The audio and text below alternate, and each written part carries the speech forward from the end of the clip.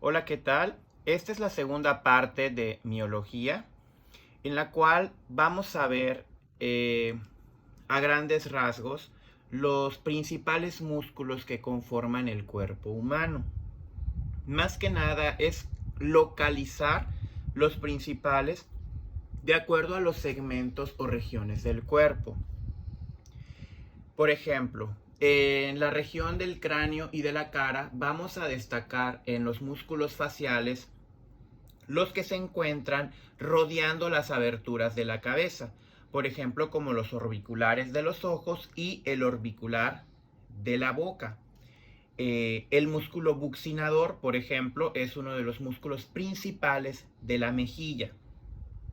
Dentro de los músculos de la masticación podemos destacar que el más potente es el músculo macetero, que está incluido en los músculos que se encuentran en la articulación temporomandibular. Recuerden que ya a este punto ya podemos conocer la localización de acuerdo a los términos anatómicos, recordando que mandíbula es el maxilar inferior y el hueso temporal es el que se encuentra en la región lateral inferior del cráneo.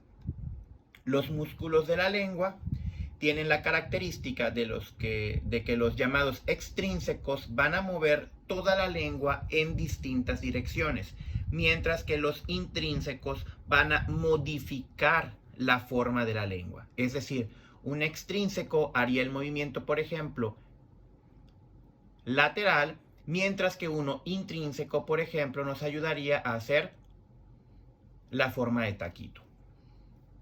Tenemos la característica que los músculos de la región anterior del cuello se van a clasificar en suprayoideos e infrayoideos, tomando como punto de referencia el hueso ioides que vimos en osteología. El músculo esternoyoideo tiene la característica de intervenir en la producción de sonidos graves, mientras que el músculo tiroyoideo apoya en la producción de sonidos agudos. Dentro de los músculos que se encuentran en relación con la cabeza y la columna vertebral, tenemos a los esternocleidomastoideos, cuya función va a ser flexionar la porción cervical de la columna vertebral y de la cabeza. Cuando lo hacen en conjunto, pero si lo hacen de forma aislada, es decir, el derecho o el izquierdo, van a hacer que esta flexión ocurra de manera unilateral. De ahí podemos destacar que la pared abdominal va a tener una serie de músculos específicos. Por ejemplo, los oblicuos, que vamos a encontrar el externo del abdomen y el interno del abdomen, además de un músculo transverso que en este caso vendría a ser el más profundo de la pared abdominal. El recto del abdomen, pues como su nombre lo dice, se refiere a esa forma y es el músculo largo que se extiende a lo largo de toda la pared anterior del abdomen. Tiene su origen en la cresta ilíaca y sínfisis del pubis hasta su inserción en los cartílagos de las costillas 5 a 7 y la apófisis xifoides del esternón. Es decir, va a abarcar toda la pared abdominal por su región anterior. Aquí vamos a empezar a destacar algunas regiones como el conducto inguinal, que es de suma importancia aprender las estructuras que pasan por este segmento anatómico. El cordón espermático y el nervio ilioinguinal es el que pasa en los varones, mientras que este mismo nervio, pero el ligamento redondo del útero, es el que va a pasar en esta estructura en las mujeres. De los músculos del tórax, obviamente vamos a hablar nuevamente del diafragma, que es el músculo más importante que impulsa la respiración. Este diafragma, recuerden que además de dividir la cavidad torácica de la cavidad abdominal, va a tener la particularidad de presentar tres aberturas importantes. Estas aberturas o huecos se conocen como hiatos y vamos a tener el aórtico, el esofágico y el foramen de la vena cava. Recordando que foramen se refiere a un agujero y específicamente tienen estos nombres por las estructuras que atraviesan por ellos. Los músculos del diafragma tienen una participación muy importante a ayudar que la sangre venosa retorne de las venas abdominales al corazón y también ayuda a aumentar la presión intraabdominal para evacuar los contenidos de la pelvis durante la defecación, la micción y el parto. O sea que tiene una función muy importante a pesar de ser un músculo relativamente superior. Existen músculos accesorios que intervienen también en el proceso de respiración, como son los intercostales. Tenemos los externos y los internos. Los intercostales externos van a ayudar a expandir la cavidad torácica, mientras que los intercostales internos van a ayudar a reducir el tamaño de la cavidad torácica, es decir, que realizan funciones antagónicas. Tenemos también que los músculos del suelo de la pelvis son dos. El elevador del ano, que va a estar compuesto por el pubococcigio y el iliococcigio, además del isquiococcigio, que junto con los otros dos son los que forman el músculo del suelo de la pelvis. Aquí pues tienen la característica que sostienen las vísceras pélvicas y resiste la compresión inferior que acompaña los aumentos de la presión intraabdominal durante acciones como la expiración forzada, la tos, el vómito, la micción y la defecación. El periné, recordemos que es la región del tronco inferior al diafragma pélvico. Es la zona que se encuentra entre los genitales y el ano. Y están dispuestos en dos planos, superficial y profundo. Los músculos profundos, por ejemplo, en el hombre, van a colaborar en la micción y en la eyaculación, mientras que en las mujeres también van a ayudar en la micción, pero también apoyan en la compresión de la vagina. Volviendo un poco a lo que es, esto es en lo que hablamos en cuanto a los músculos axiales. Ahora, hablando ya de los apendiculares, nos vamos a dirigir a la cintura escapular. Los músculos aquí lo que van a hacer es estabilizar a la escápula. ¿Para qué? Para que pueda funcionar como un origen estable para la mayoría de los músculos que mueven al húmero. Recuerden que el húmero es el hueso del brazo. Aquí, según su localización, tenemos músculos torácicos anteriores y posteriores. Del que debemos de identificar siempre es el trapecio. El trapecio es el músculo más superficial de la espalda, ¿sí?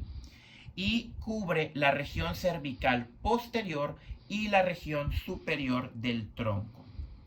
También tenemos dentro de los músculos del tronco al dorsal ancho. Este forma la mayor parte de la pared posterior de la axila. Este se le suele llamar como el músculo de los nadadores porque sus numerosas acciones se ejecutan al nadar. Otro músculo que podemos destacar aquí es el músculo deltoides, ¿sí? Que es un músculo potente, grueso, que cubre la articulación del hombro y que aquí es donde suelen aplicarse gran parte de las inyecciones intramusculares. En cuanto a los músculos del antebrazo, la mayoría de estos músculos van a producir flexión y extensión del codo. Recuerden que el codo es una articulación troclear. Y acá, por ejemplo, podemos destacar que los músculos flexores van a ser el bíceps braquial, el braquial y el brachioradial, mientras que los músculos extensores van a ser el tríceps radial y el anconio. Aquí podemos destacar que los extensores van a ser músculos posteriores, mientras que los flexores van a ser músculos anteriores. ¿Por qué? Pues porque hacen también acciones opuestas. En cuanto a los músculos, hay unos que nos dan la nobleza de explicarnos por el nombre lo que realizan, como el pronador y el supinador, dependiendo si hacen, por ejemplo, hacia arriba la palma de la mano o hacia abajo. De acá podemos destacar, es muy importante que identifiquemos los que van a formar la eminencia tenar, ¿sí? Que es este como borde redondeado que se forma del lado del pulgar, es decir, que es más lateral, mientras que la eminencia hipotenar es la que está en el meñique y es la más medial, recordando la posición anatómica. Porque en la posición anatómica no olviden que las palmas van hacia adelante y por eso el meñique queda más medial mientras que el pulgar queda más lateral. Los músculos esplenios son los músculos que se encuentran fijados a los lados de la zona posterior del cuello. Vamos a tener el esplenio de la cabeza y el esplenio del cuello. También en esta zona vamos a encontrar el erector de la columna, que es el músculo más grande de la espalda.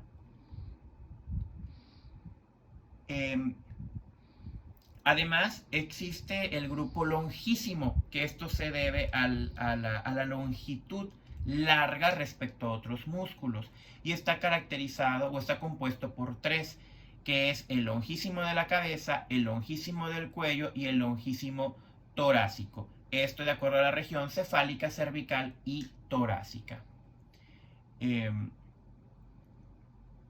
Es muy importante también destacar el grupo de los escalenos, donde vamos a encontrar un escaleno anterior, medio y posterior.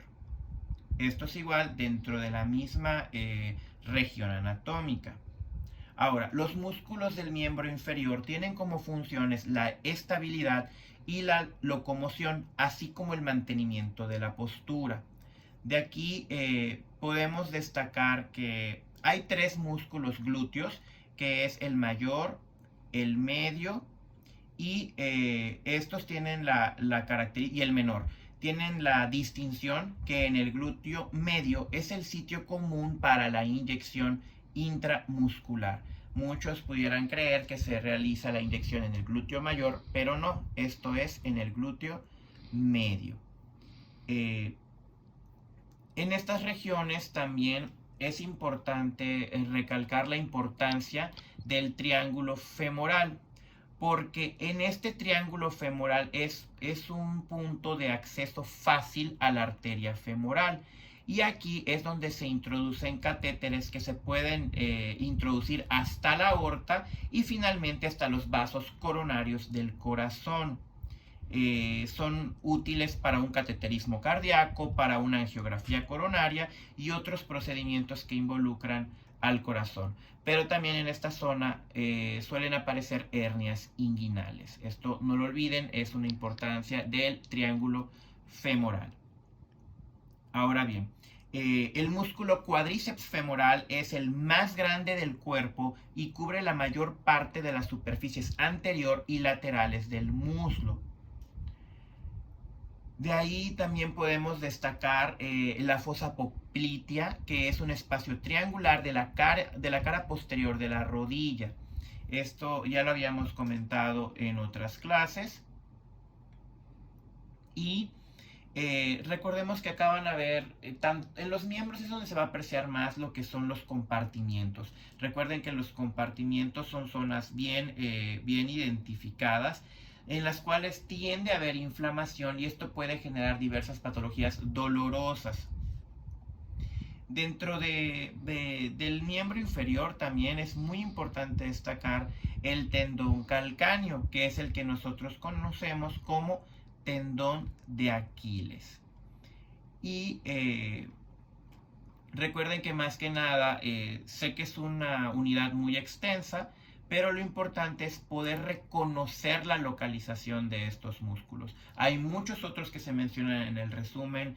Es importante identificar y diferenciar un agonista de un antagonista, un sinergista, conocer los conceptos como origen e inserción, pero a grandes rasgos ustedes que se van a abocar, por ejemplo, a localizar los músculos, sobre todo para inyecciones, lesiones, entre otras, sí es importante más que nada localizarlos y ubicarlos en el cuerpo humano.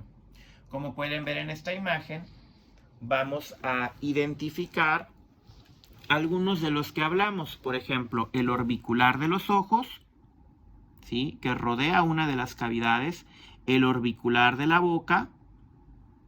Tenemos el macetero, que recuerden que es de los más potentes de la mandíbula.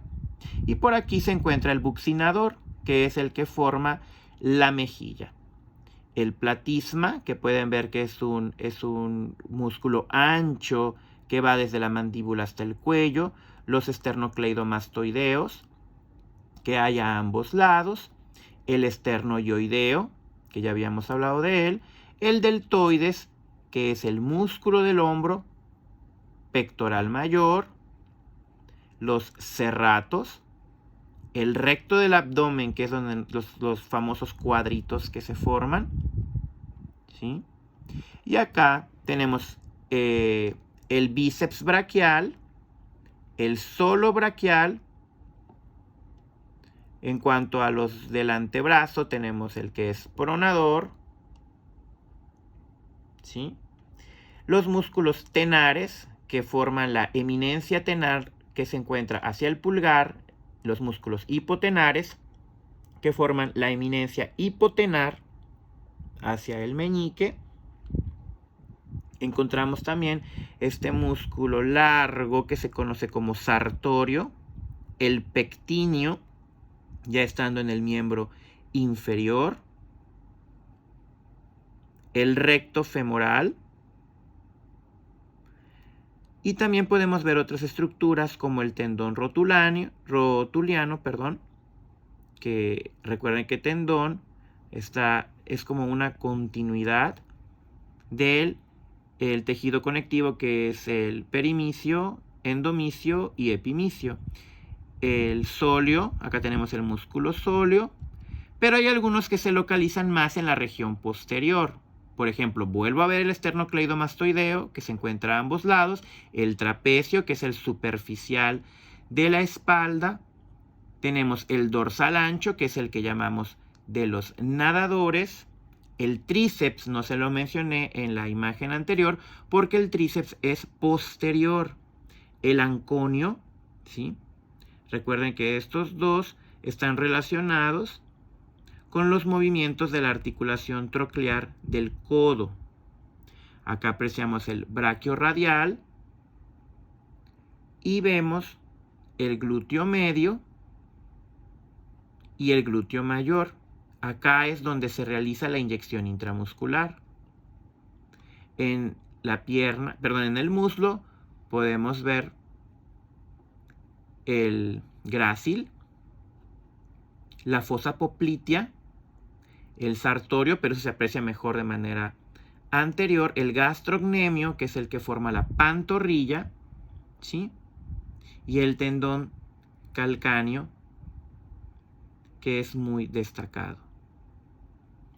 Recuerden que este video deben acompañarlo con la lectura del resumen Miología 2 más la bibliografía que pueden encontrar en materiales. Hasta pronto.